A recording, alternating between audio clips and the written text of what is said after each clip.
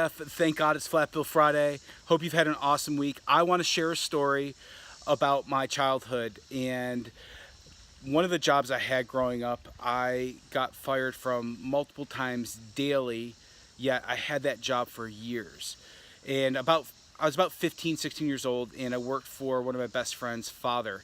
He was a self-made man from Italy, came over in his early adult years and began building his business. And he bought a lot of homes, most of them distressed, built them back up and rented them out, and built, like I said, a really nice business for himself. So here I am, 15, 16 years old, and I went to go work for him.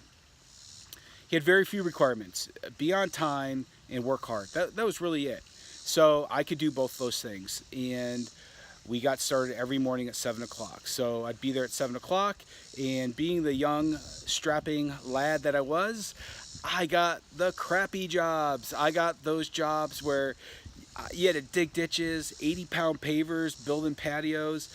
I do distinctly remember one job where I was given a jackhammer and sent to a 4-foot basement to dig that out. That wasn't awesome. Roofs, we put roofs on, we poured concrete, we did all that stuff. So anyways, I was learning a lot, but it was hard work, and I would get fired multiple times daily. And here's basically how a normal firing would go. I would be digging a ditch, I'd be hammering in some piece of framing, or troweling some concrete, or doing something along those lines. Dario would look over at me. "What are you doing? You're doing it wrong. You're holding the shovel wrong. You got a hammer from this angle, not that angle." And he'd come over, he'd get, "Oh, you're doing this. Come over, grab the tool for me, and I'll do it myself. Get out of here, go." And so I would start taking off my tool belt, walking towards the car, and he'd say, "Where are you going?" I'm like, "Dario, you just fired me. I'm going home." "No, get back over here. Get back over here. Just finish it up. Just finish it up." "All right, cool." So that's what I would do. And that would happen not every day, but a lot. And so what I realized was, after about 10 or 15 times, I wasn't actually getting fired. This was just his way of holding me to a very high standard, and explaining how he expected things to be done. And so that has served me well in my professional career, because it's really laid the foundation for me to be able to take really, really tough feedback, to persevere. I learned a lot about hard work and grit and not giving up. And so those foundations were laid through that one job.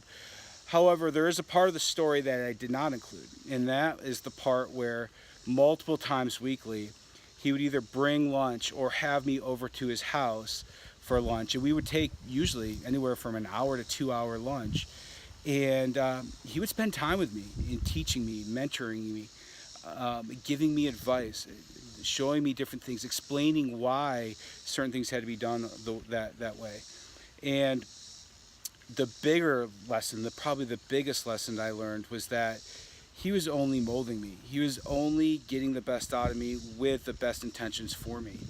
And so my message for this week is, whoever that person is in your life, whether it's a boss, a coach, a mentor, a neighbor, a family member, a friend, whoever is pushing you harder than you think you could be pushed, to the point where you're like, "Man, I'm sick of this. I want to take the easier way. I want to talk to somebody that's only patting me on the back." Before you do that, stick with those people, because if they're giving you that with your best intention in mind, you're only going to be better for it. So I hope you have a great weekend, and look forward to talking to you next week.